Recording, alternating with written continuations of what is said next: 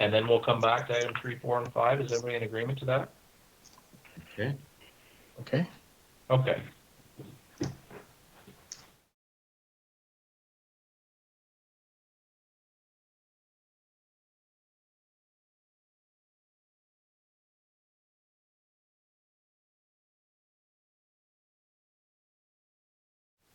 Let's just go ahead. Okay, thank you, everyone. Welcome to the open session of the Police Services Board meeting. We are here online with the Police Services Board members, and we have Chief Kalinsky and Deputy Chief Guilfoy with us. So I'd like to start, board members, with a motion for adoption of the previous board minutes. And before I take that, because of where we've been with COVID, we've missed some meetings and there's been some time passed. So there's actually quite a few different meeting minutes. So we could do it one by one, but I almost recommend that we do because there is some issues with them as I went through them with the secretary. So why don't we do one by one, and we'll have a motion and approve each one. So just so we know, so May 21st, 2019, which is on page 50 in your agenda, there is no issues as far as I'm concerned. So I'll put that to the board. Could I have a motion to approve those? So moved. I will move. Thank you, Mary. Seconded by Ken. All in favor? Yes. Aye. Yes. Yes. Thank you. And then on page 67 is the closed meeting minutes for February 11th as part of your package. And going through it with the secretary, there was no issues with those board meeting minutes as far as I'm concerned. Could I have a motion to approve those meeting minutes? Brown moved. Thank you, Member Brown. Could I have a seconder? McSweeney. Thank you, Ian. All in favor? Yes. Yes. Yes. Thank you. Yes. On page 72, the February 18th board meeting minutes. Again, according to the secretary and myself, there are no issues with those board meeting minutes. Could I have a mover for those meeting minutes? So moved. Brown seconded. Thank you. All in favor? Yes. Yes. Yes. Aye. Thank you. So now page 76 is February 28th. There is no issue according to the secretary and myself. Could I have a motion to approve that? Todd, that one I do have an issue. It's saying that I had adjourned the meeting. I had voted to adjourn the meeting when I was not present at the meeting.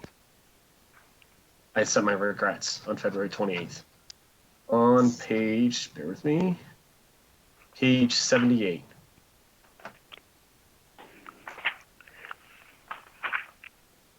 It says I adjourned the meeting Yes. and I wasn't present. Right.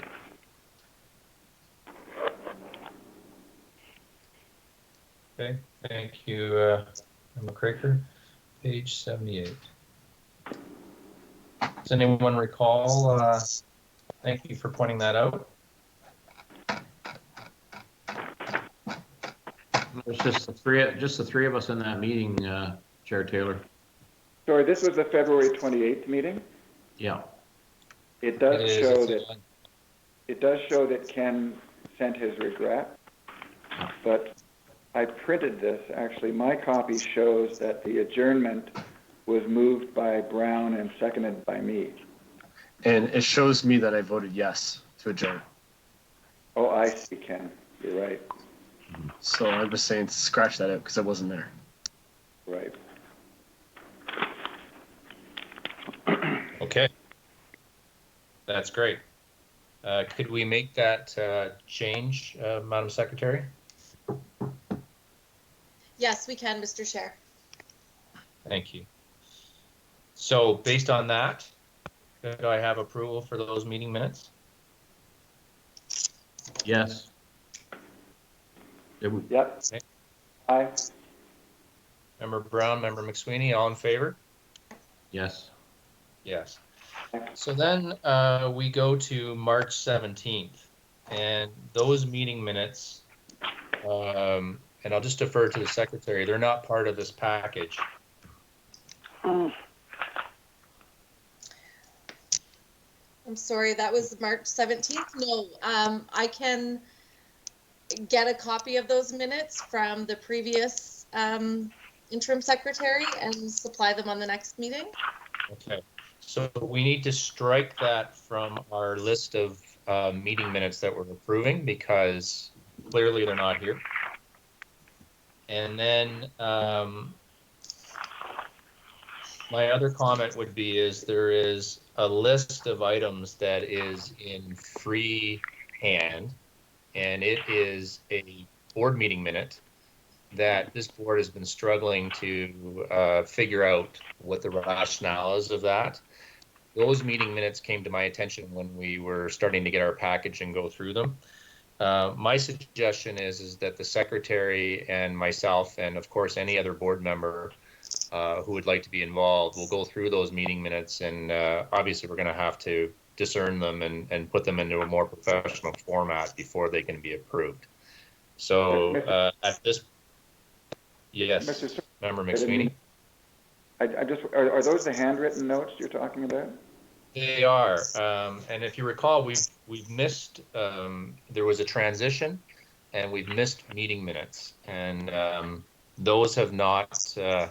They have not been transcribed, and it's going to take some effort on the, the secretary and perhaps a board member for clarification on what those are. Okay. Okay, so I would suggest that the March 17th and those handwritten ones are not approved. They will be pushed forward to a future meeting. Okay, do I have alignment? Mr. Chair, Mr. Chair. Yes. Yes. Mr. Chair, will these meetings be posted to the website for the public, or do they go to the council first? These ones will have to go to council, and then they'll be approved, but we'll have them on the next council agenda. Okay, I'm talking about the OPS website. They'll be after council approves it or sees it, then it goes on the website. Okay. After council approves, and Okay. Madam Secretary, if we could make an effort, you and I, just to connect post this meeting to ensure that we get these to the town so that they can be in the package and council can approve. So I think what you're getting at, Member Craker, is there was an issue getting these meeting minutes to the OPS website in a timely fashion. Correct. And that's your urgency, is it not?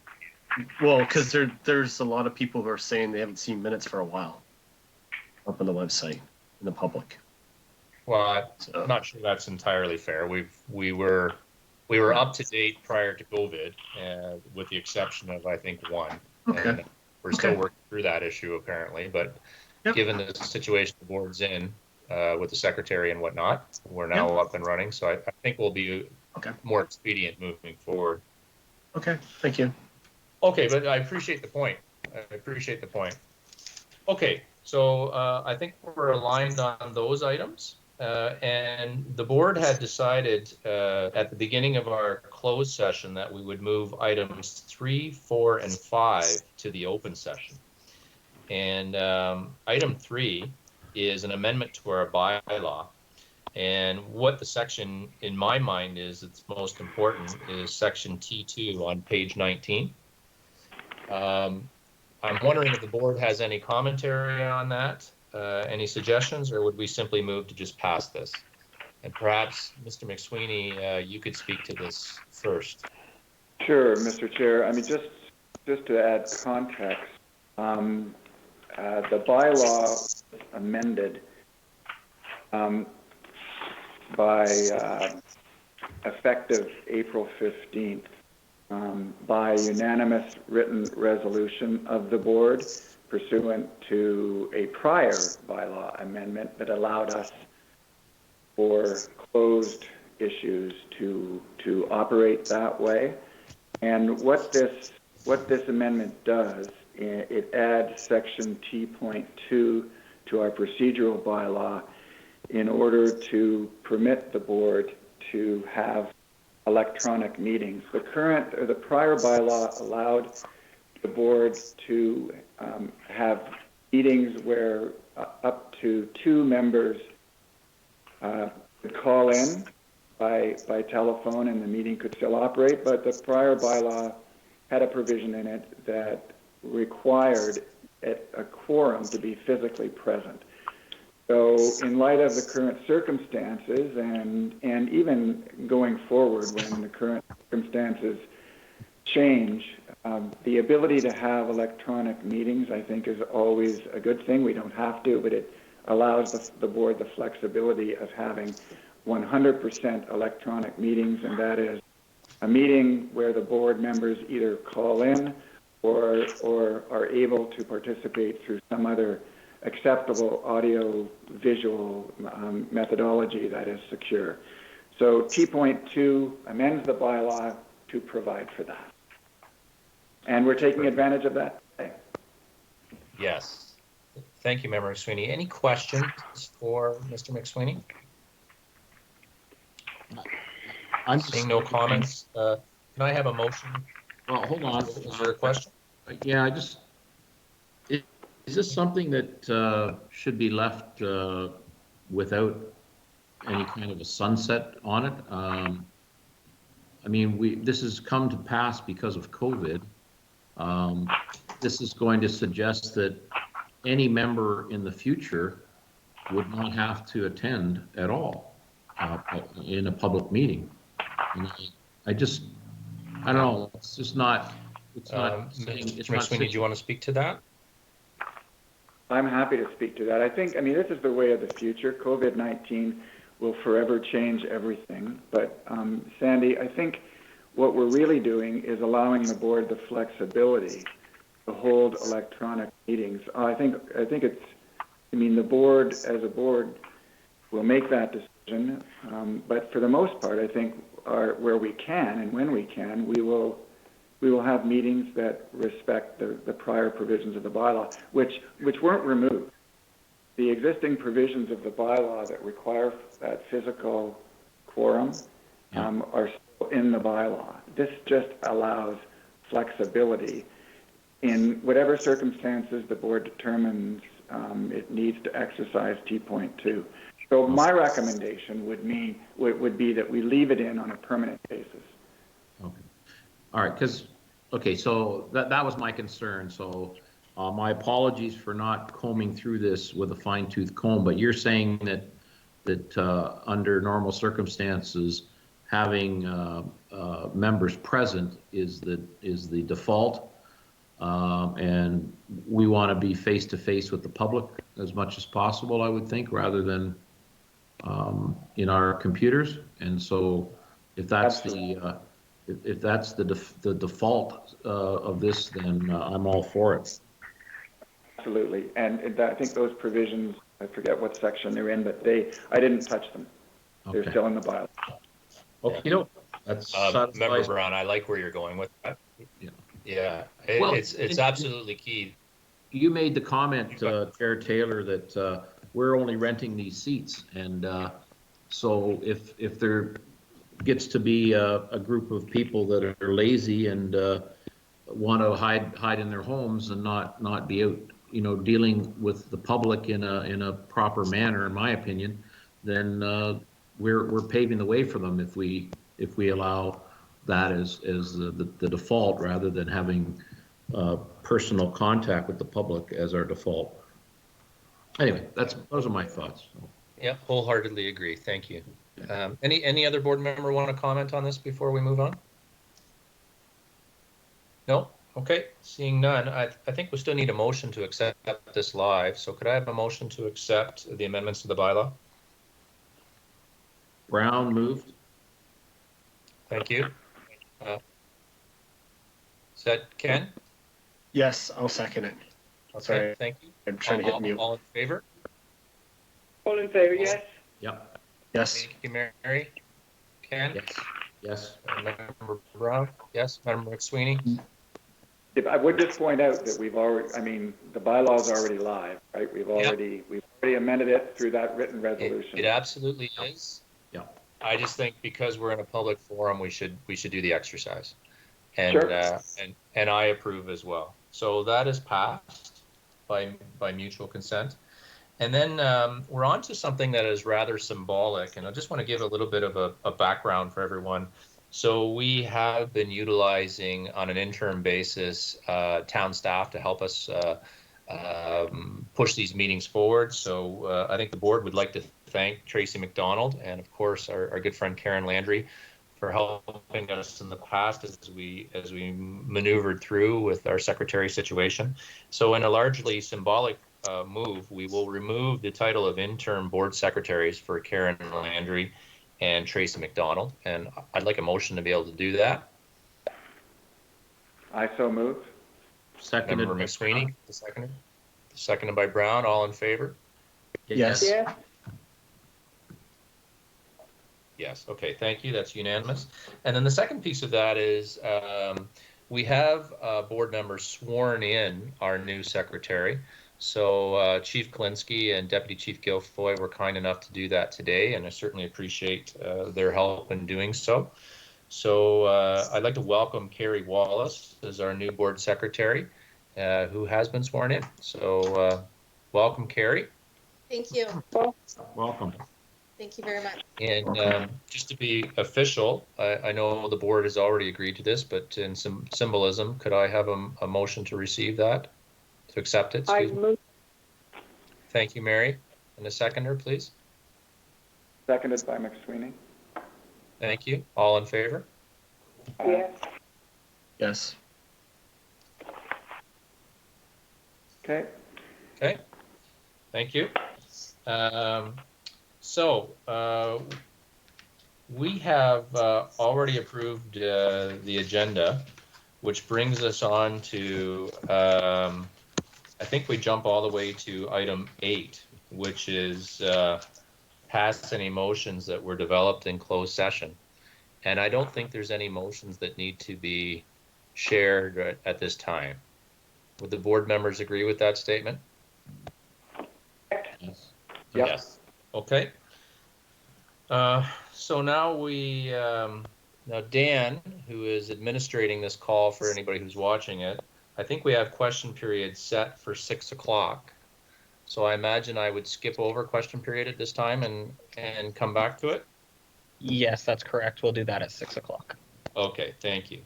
So for presentations, we have none today, and delegations, we have none today. So we are on to correspondence, and the correspondence is item 13.1 from Christopher Houghton.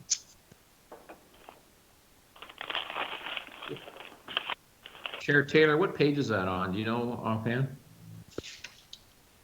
It's on page 87. Thank you. Thank you, Member McSweeney.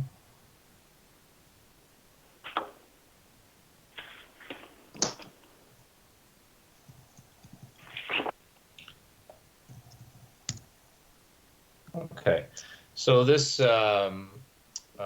this email was from Christopher Houghton, who was essentially is in charge of the collective bargaining administration, and basically they were asking for an update on where we are with our negotiations, what we've started, not necessarily specifics, just wondering if we are started.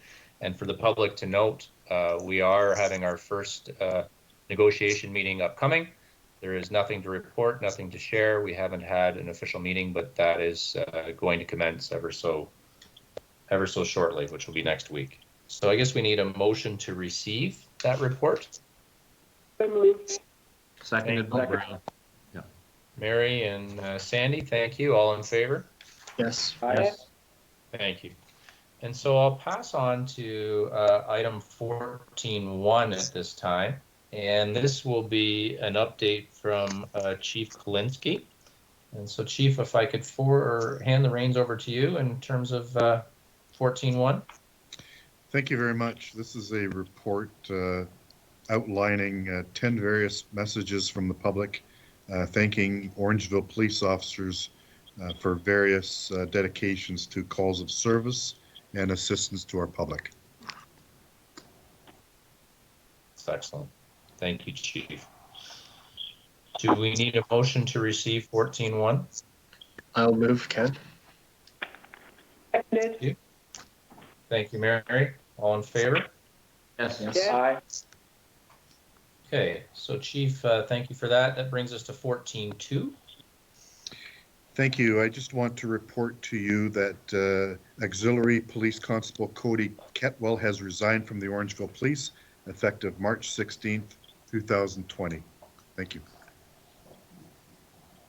Thank you, Chief. I certainly wish the officer well. Motion to receive, please. Or any questions for the chief? Seeing no questions, can I have a motion to receive? I'll make that motion to receive and approve the resignation. Yeah. Thank you, Member Brown. Can I have a seconder, please? McSweeney? Thank you, Ian. All in favor? Yes. Thank you. Okay, so that puts us on to 14.3, Chief. Review of prisoner care and control of search policy. Thank you very much. Sergeant Mary Lou Archer has been instrumental with this policy. She is here. We're keeping our social distancing, but I'm going to move away and I'm going to ask her to take my chair just for comments and recommendations with regards to this policy. Sergeant Archer.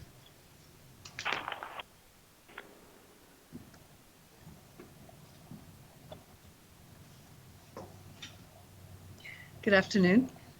Hello, Sergeant Archer. It's very nice to see you. Feels like it's been a long time. Mhm. Yes. Okay, so you're going to report to us on this item, 14.3? Yes. So for the March 17th meeting, I prepared a report outlining the 11 steps that we have taken in relation to our prisoner care and control policy. As well, I hope that you've had an opportunity to review those. You have? I have. Is there any questions in relation to those 11 steps before I speak about next steps?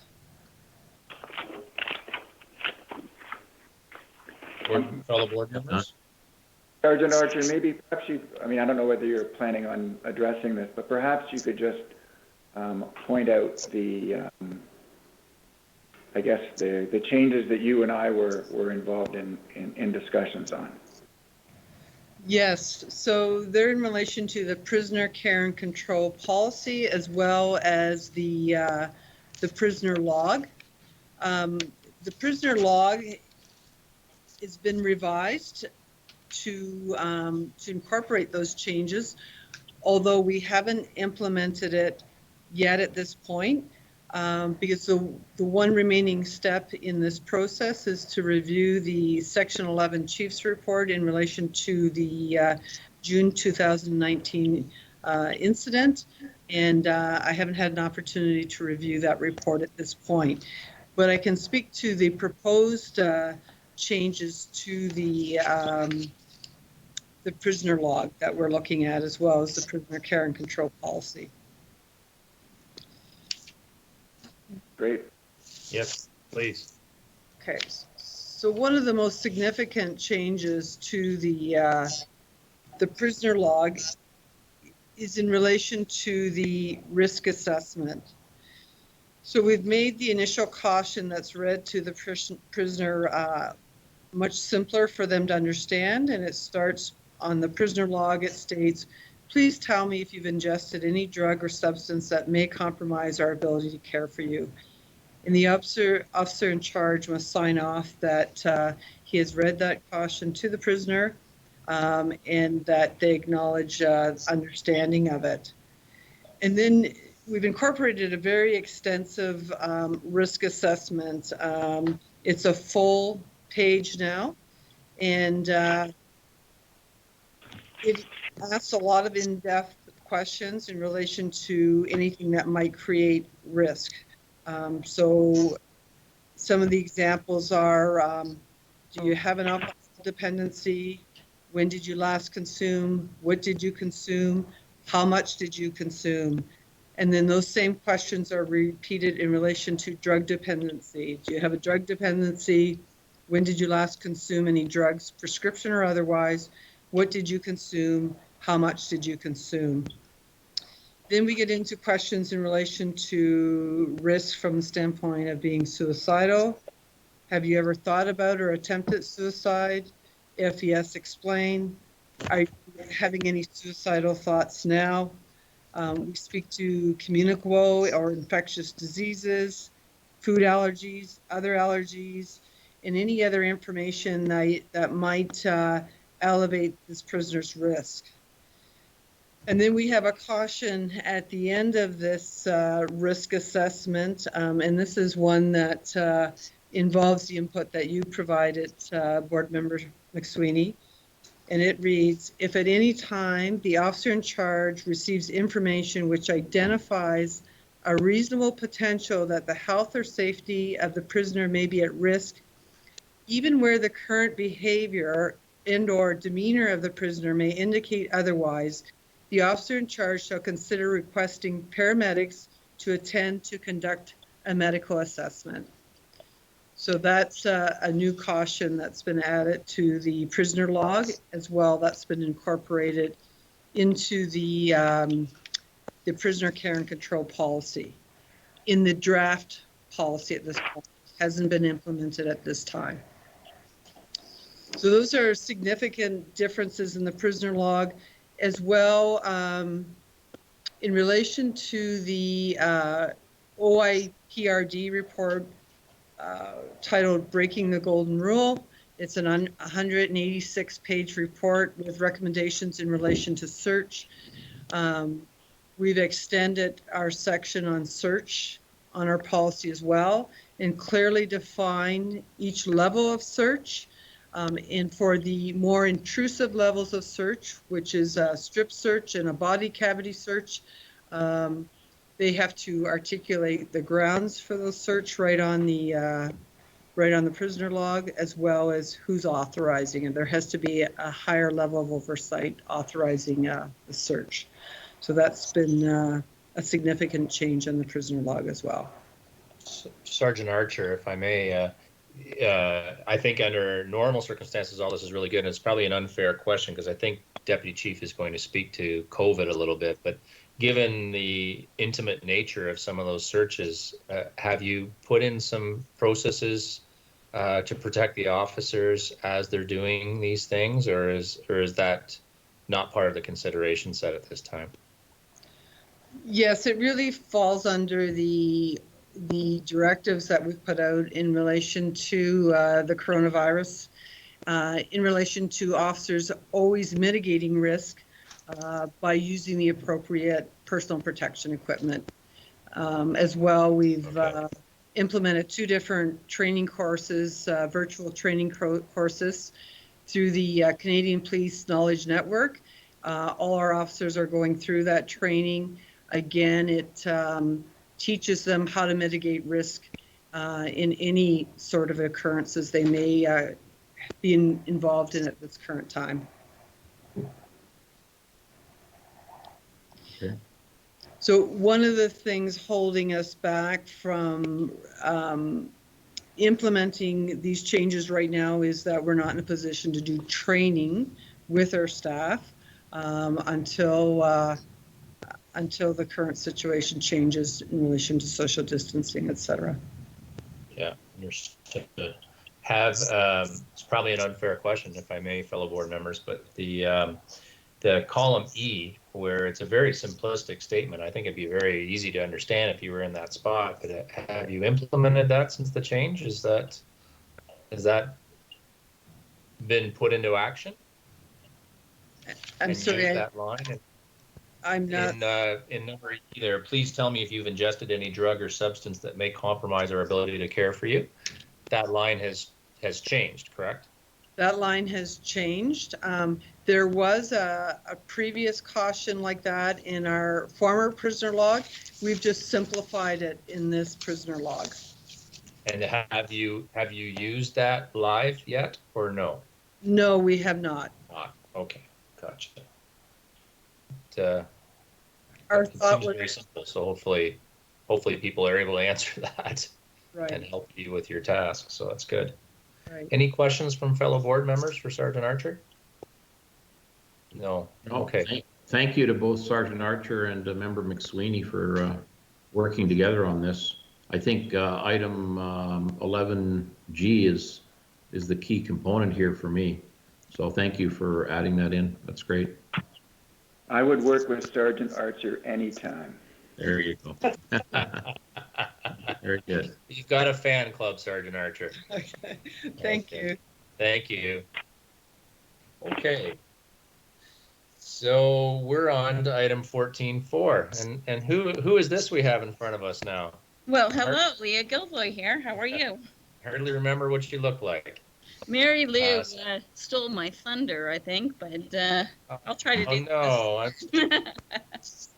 So for those watching and for fellow board members, there was concern, I guess overall about the OPS and are they in good shape? Are they healthy? That sort of thing. Not that there was ever an issue, but concern just from the public and in particular, how are things going? So the ask is for Deputy Chief to update us on how that is. So here you are. Hi. So, Hi. so the health and wellness of our people is our paramount concern, as well as the safety of our community. So we want to make sure that we are addressing everyone's concerns in a professional way. So one of the things that we have given our officers is personal protection equipment. And so right now, we have an adequate supply of biodegradable examination gloves. So the same kind of gloves that you would see in a medical facility. And we have those from size small to size 2XL to fit the varying size of hands. We also have two different kinds of masks. So we have a surgical or a flat mask.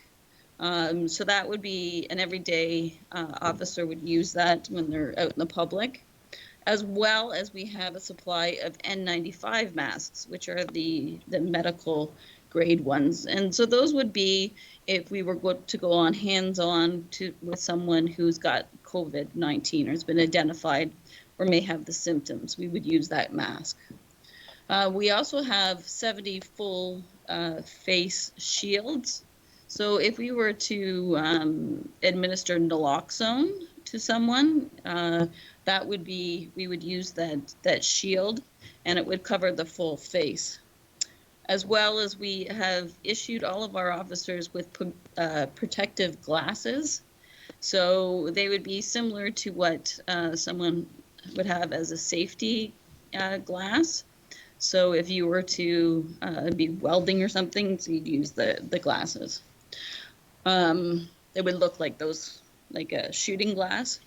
As well as we have goggles. So if we were to be administering something like naloxone again, you would use the full face goggles, which would be secured underneath the eyes, around the eyes, and over the top. We have a good supply of disinfectant wipes. The commercial grade, they're 70% alcohol, as well as the hand sanitizer. So all officers are given a quantity of that, and they take it out in the cars, and they are encouraged to use it every time that they get in and out of their cars, when they interact with people, when they touch things. So they're using them quite frequently to disinfect their hands and the car.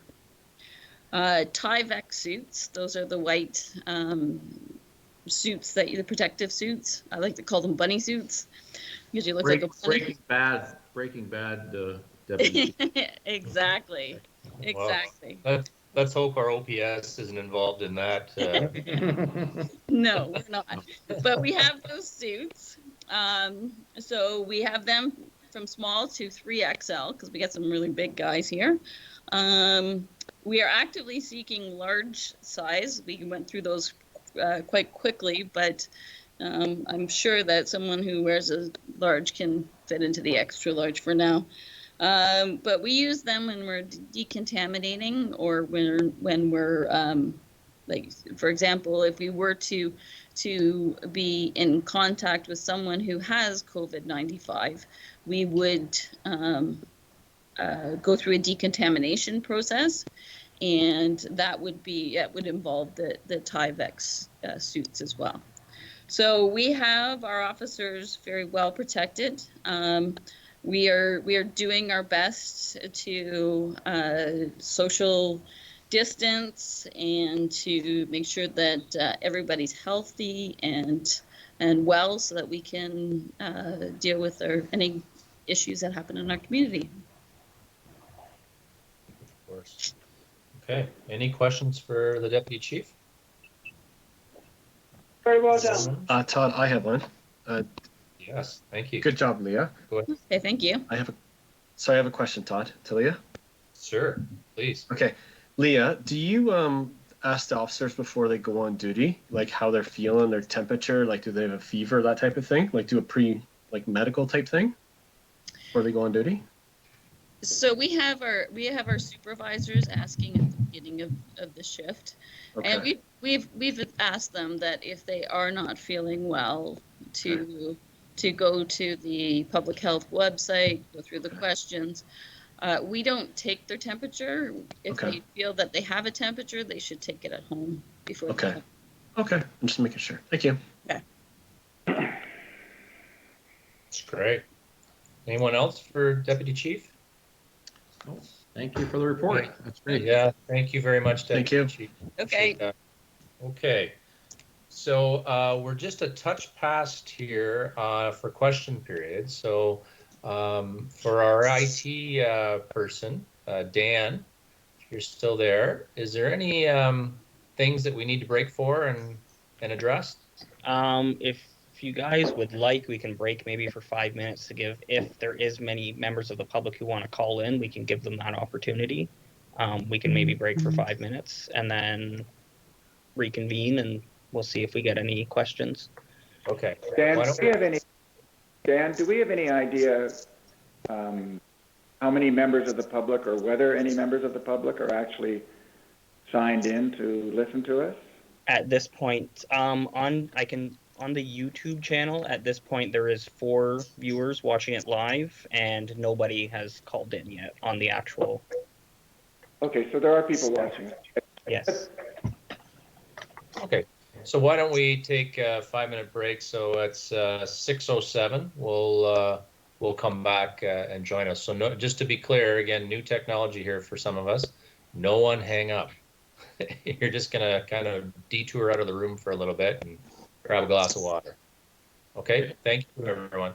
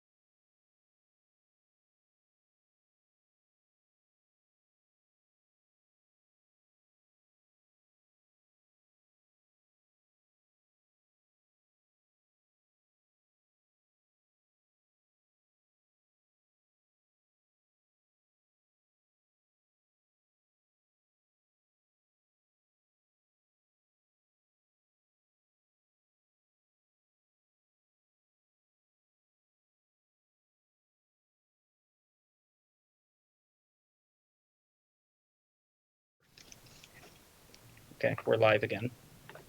Okay, so thank you, everyone. So we're back live, 6:08. And for question period to IT, Dan, do we have any questions that we need to answer at this time? We did not get any call-ins, and it does not look like we have any questions. Okay, thank you very much for your help. So that puts us on to item 14.6, which in your agenda is on page 127. I don't think this is new to board members or to the chief or the deputy. It just didn't get covered off. The reason it's here again is when we were going to have our last open meeting, we had to cancel fairly quickly because that was the beginning of the new normal that we find ourselves in right now with COVID. So the idea here is this is the action plan. I assume these dates are now, going to have to be revised because the town got taken away as well, but still the intention is there, the approval is there, the alignment is there, and this document is here for your information. So that is the purpose of item 14.6. Does anyone have any questions, any statements they'd like to make about it? No? Okay, can I have a motion to receive item 14.6? Brown, move. Brown? Could I have a seconder, please? Second, McSweeney? Thank you, Ian. All in favor? Yes. Yes. Thank you. Okay, so item 14.7, this was a review of, as the PSB, as we go through disbandment, we had to ensure that all of our partners were informed as to what was going on. And this was an item that, for some reason, it fell through the cracks in some sort of way. So I'll take responsibility for that, but this was to the Shelburne Police Services Board and just providing direction in terms of what's going to be happening. So this was signed off and delivered to them. So as information for board members. So in terms of item 14.7, which is on page 128, could I have a motion to receive, please? Unless anybody would like to ask any questions. Okay, thank you, Mary.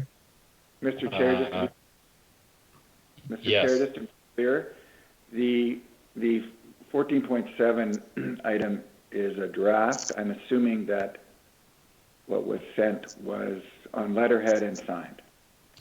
It was. Thank you, Member Sweeney, and actually, you witnessed me sign it, unbeknownst to you, but you were in the room when I did it. We did it at the police station. Oh, I don't know, 2 or 3 weeks ago. Right. I think it was something that I had drafted. Okay, that's Yeah. fine. Yeah.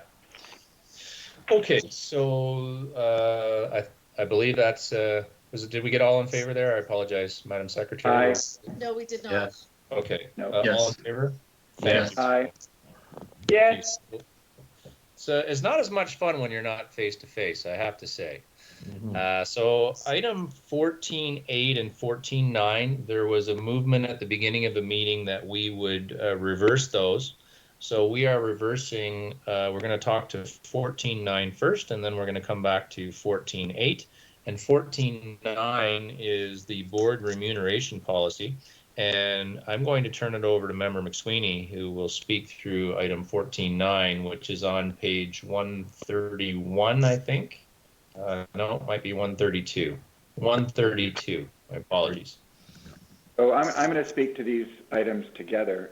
If you're using the bookmarks on your computer and you click on 14.9, you actually get what is described under 14.8.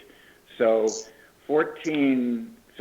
looking at 14.8 is the actual board policy on special meeting and assigned work remuneration. This is a policy that the board has prepared with respect to how it is going to govern the way in which payments for special meetings and other assigned work that the board approves paid for. So you'll see as you go through the policy, which was dated March 1st of this year, that there's an approval process for members to submit their claims for special meeting payments, which is $100 a meeting, and similarly, payment for $100 per diem with respect to any other work that the board assigns to one or more members. This policy also applies to committee work as well. The protocol is that the forms get submitted, prepared, and submitted to the board for approval, and then and only then they get forwarded along to the town for payment. So this provides, I think, a level of governance on the way that we spend money to pay ourselves for the things that we do that was lacking previously. You'll see from section 9 of the special meeting policy that that there is a requirement. Mary Rose There's a requirement for a is now exiting. We just lost Mary, but she'll come back. There's a requirement for a semi-annual report prepared by the secretary to provide to the board. If you click on 14.9, you'll see I've prepared that report, the template for that report. This actual template here is an older version. I've actually revised that, and I think the secretary sent out an email last night that shows the latest version of that report. Am I right, Carrie, that you did that? Yes, that's correct. I did send an email out last night. So I would ask members, rather than looking at that template, to look at the template that Carrie sent around yesterday, and you'll see, I'm going to turn it up here.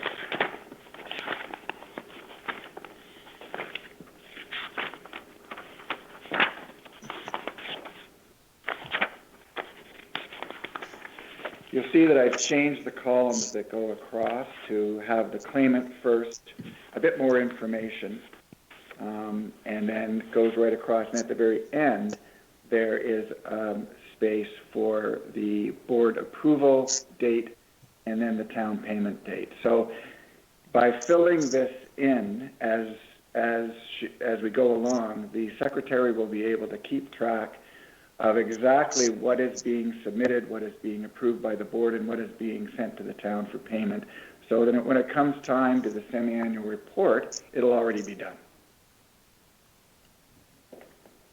Okay. May I interrupt for just a moment? To Yep. Dan and IT, we lost Mary, and I'm back on your cell phone. That was the only thing I could do. I was cut off for some reason, and I've just phoned your cell phone number, and it's me on your cell phone. Yes, I gotcha. Thank you. Yeah. Sorry about that. So I just wanted to let everybody know that she is listening through my cell. And she does appear that we can hear her coming through as well. So her audio is actually coming through your computer. So if that works, we can continue with that as well. Thank you very much, Dan. Thank you so much. Okay. Sorry, Ian. Yeah, so I was just, I'm hoping that the members have the latest form that Carrie sent around. It's got 6 months in December, and then ending, then it's blank. Now, I have, in addition, and I believe I circulated to the members as well, I have started this process with our last April 18th in-camera meeting. I filled in and sent around the forms that are attached to the policy, filled out for each member, and I think, Mr. Chair, if the board is willing, we should consider approving those payments in those forms. I've also circulated a copy of the semi-annual report with those payments filled in, just to start us. Now, I know that member Brown has signed back his form. I have signed my form and I've sent those to Carrie. If Member Craker and Member Taylor and Member Rose can do the same, then she can, if assuming we approve it today, then those payment forms can be submitted to the town. Now, Carrie, you were going, I don't know how far you got getting Mary's signature, but if we haven't gotten any far on those other signatures, we can certainly do it after this meeting. Actually, if I can just interject, I have received everyone's form. Mary has given me the authorization to sign on her behalf just due to logistics. So I do have everyone's form for those. Perfect. Okay.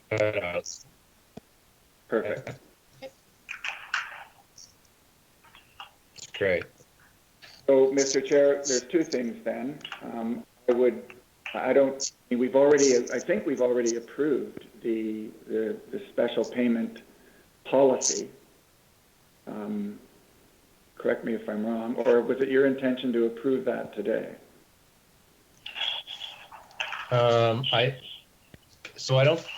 In my mind, we have approved it, yes, but we didn't approve it in open for people to understand it. So I guess that's why it's on.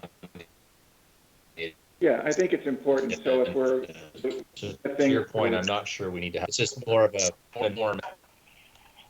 Yeah. More of an information. And thank you.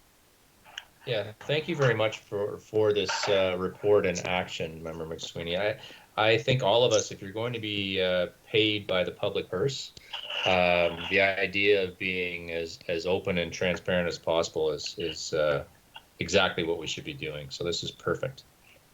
So I think there are three things then that you probably want the board to approve or consider. If you want to publicly approve the policy itself, then that's one. The second thing is the board approving the template for the semi-annual report, which I think the members have a copy of. And then the third thing is consider approving the special payments for each member with respect to the April 18th in-camera special. Okay. Okay. So, And I so move. So would you put them all together, Member McSweeney? I guess I would for a discussion, and if there's no discussion on any of them, I think we can probably vote them in as a group. Yeah, I would agree. So any comments on these three items? No, I think they're well done. Yep, go ahead, Member Rose. I just said I think it's very well done. Thank you, Ian. Agreed. Okay. So could I have a motion to accept 14.8, 14.9, and the special payments that have been submitted thus far? So moved. Thank you, Member Rose. I'll second, Ken. Thank you, Ken. All in favor? Yes. Yes. Yes. Yes. Thank you, everyone. So that moves us on to item 14.10, which is the... Sorry, just before we do, just one point of clarification on the special meeting. So, I think the board is on side with this. The policy is effective March 1st.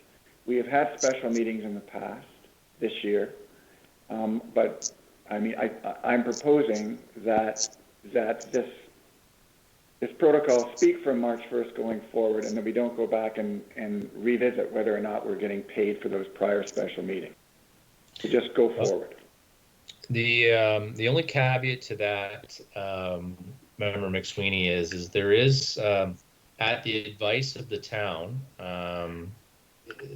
there was some meetings that occurred for you and I in particular that I'm going to submit, but I think they were post March 1st.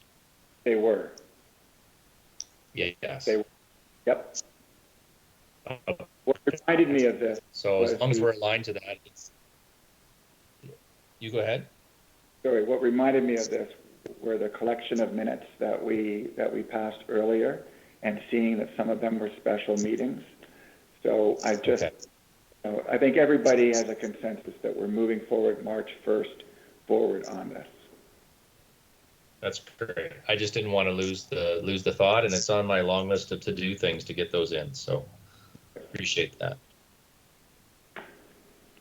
Okay, so let's move on to item 1410, which is the emergency fire dispatch agreement.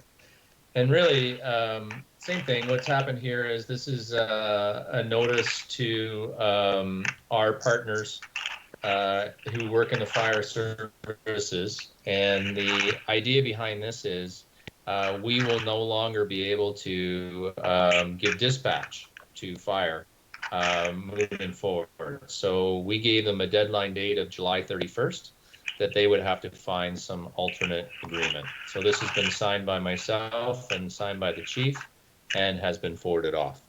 So could I have, well, if there's any questions from the board on this one? No. Could I have a motion to receive this, please? So moved, Brown. Seconded? Brown, McSweeney, all in favor? Yes. Yeah. Yes, thank you, everyone. So item 1411, this is a reminder, and candidly, I put this in because the group struggled a little bit with what should be a closed meeting and what should be an open meeting. And I think it's just good to remind the public as well, why is the Police Services Board having an in-camera meeting?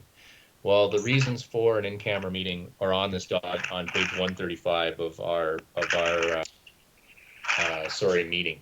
Mary, would you mind muting, and then if you wanted to speak, just unmute, so we can just all hear you rustling. Thank you. So anyway, that's the in-camera piece. I don't think there's anything discussed. It's just a reminder, but I'll throw it out. Does any board members want to comment on this document on page 135? No. Okay. Could I have a motion to receive? I'll make that motion. Brown? Thank you, Member Brown. I'll second Ken. Thank you, Ken. All in favor? Yes. Okay, thank you. And then we are on item 1412, and there is no report, the written format. However, it's regarding the ratification of electronic meetings. And Member McSweeney, you were going to speak to this. Yes. So you recall that we have amended our bylaw to allow electronic meetings or electronic participation at meetings. And this is really just out of an overabundance of caution. I wanted to make sure that it really relates to decisions that the board may have made during teleconferences that we've had in 2020 so far, prior to the April 15th bylaw amendment. I want to make sure that any resolutions or decisions that we did make during those calls are valid. I'm just asking the board to just pass a general ratification resolution with respect to any decisions made by teleconference in 2020 prior to the electronic meeting amendment to the bylaw are valid and ratified. I can't think of any particular, but this is really just to make sure that we protect our decision-making process in recognition of the difficult times that have been going on since really the beginning of 2020, but more recently, February, March, and April. Okay. Thank you, Member McSweeney. Any comments from the board on this? Any concerns? I don't have any. I think it makes sense to dot the I's and cross the T's here, Ian, so I think it's very appropriate. So thank you for bringing this forward. If no other comments, I'll just ask for a motion to receive, please. I'll make that motion, Brown. Thank you, Member Brown. Could I have a second, please? I'll second. Ken? Thank you. Yes. Is that okay? Thank you, Ken. Yeah. All in favor? Yes. Aye. Yes. Yes. Thank you. Okay, so that finishes off item 1412, which pushes us on to item 15, which is new business. I don't see anything under new business for me personally. Does any other members or the chief or the deputy have new business items that they'd like to bring forward? I have something, Todd. Just No? one thing. Okay, Todd, great. ready? Thank you. Yes. Okay, so this is to the chief. I know the deputy gave an update in regards to the staff for COVID. So to the chief, I just would like to know, I've been hearing that Toronto and other cities have seen an increase in loitering, particularly such as businesses being broken into, cars being broken into. So I'm asking and wondering with the chief, what are some of the proactive measures out in the community the OPS is doing to protect Orangeville, given these times we're in? Thank you. We have just over 100 calls, COVID-related calls, whether it be social distancing or otherwise, during this time. We have laid one particular charge under the Emergency Management and Civil Protection Act, and it involved a door-to-door salesman asking residents if he could inspect their eaves troughs, and we've cautioned that individual, and then we had to return because we had him on a roof of another house. So the officer felt it necessary to lay a charge, which we have done. And just for the information, that fine is a fine of $750 plus a victim surcharge of $130 for a total cost of $880. So there are significant fines associated to our attendance at events that need to be resolved through a charge. We have been very active in outlining to the community on calls that we've received the need to social distance and follow the guidelines as set out in public health. We find that generally our call volume is down. However, our liquor license related offenses are up. Surprisingly, our domestics are down. However, we still continue to attend calls on each and every day based on the needs of our community. So you'll see our officers patrolling our parks, skateboard park, our industrial areas, specifically at nighttime, and our commercial properties throughout the day and evening to ensure that that we provide a level of service to prevent criminal issues. And I'm very pleased with our level of service. Traffic in our community is down substantially, as are our accidents. We've had April 9th year to date, we had 68 accidents, whereas last year at this time we had 124. So it demonstrates to us that there's less traffic out there and people are adhering to the social distancing and staying in their homes. We haven't had any serious related issues, but we're there to respond to whatever happens in our community. Thank you, Chief. You're welcome. No further question. Thank you.